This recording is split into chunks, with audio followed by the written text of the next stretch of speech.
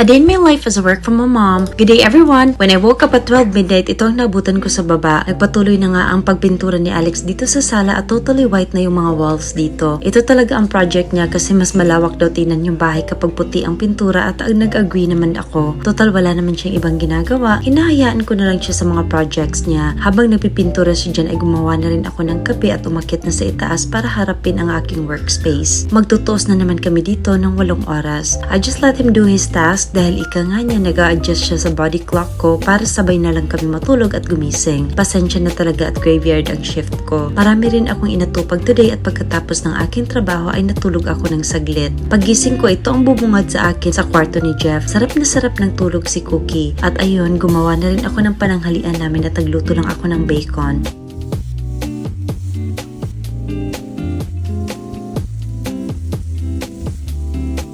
Nagluto rin ako ng sunny side up eggs because we needed that protein and mango smoothie. Bibili pa ako ng maraming mangga dahil ito ang paborito ni Alex at mamimiss niya talaga to pagbalik niya ng France.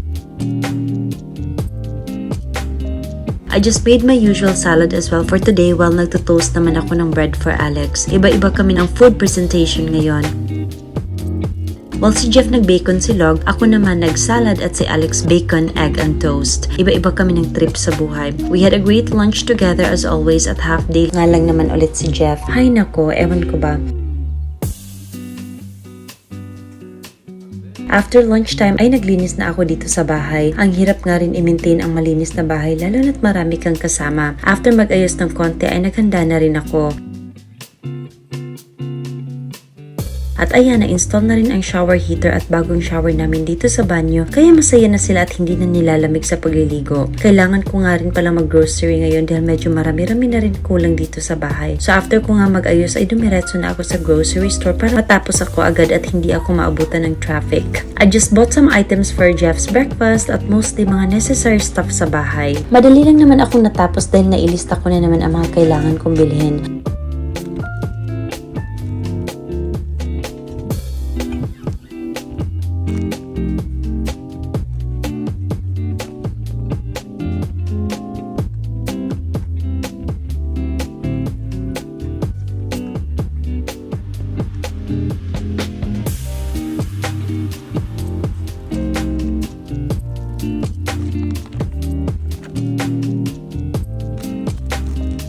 At ayun, umuwi ako, nagipaglaro na nga sa akin si Cookie. Pero kailangan ko pang ayusin itong mga pinamili ko at magluto ng hapunan. At ayan, mas nag-iba ba yung background ko na puti na ang pintura sa bahay?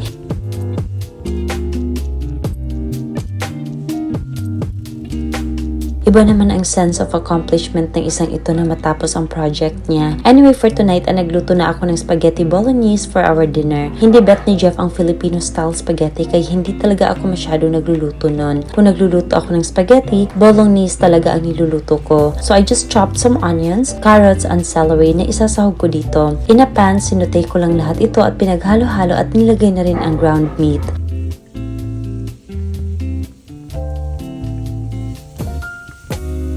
I also added a little bit of red wine and let it simmer while I was cooking my pasta in a separate pot. Para makasave sa oras, pinagsabay ko na itong lutuin. Napaka-convenient talaga kapag dalawa ang stove. Nilagyan ko na rin ang sauce and seasoned it with salt and pepper. Gusto ko pa sanang lagyan niya ng more tomato sauce pero sabi ni Alex it tasted perfect na daw. O sige, at natatakam na rin ako so I plated our dinner. Nilagyan ko rin ng parmesan cheese and chopped parsley for garnish. At nag-toast din ako ng bread para i-pair dito and our dinner is ready. At dahil maaga pa nga ay kami lang ni Jeff ang kumain at mamaya na daw itong isang kasapi namin sa bahay. Kailangan ko talagang kumain ng maaga para mag-catch up ko ang needed sleep time ko. It was a busy day for me and that's all for today. Thank you so much for watching. Bye!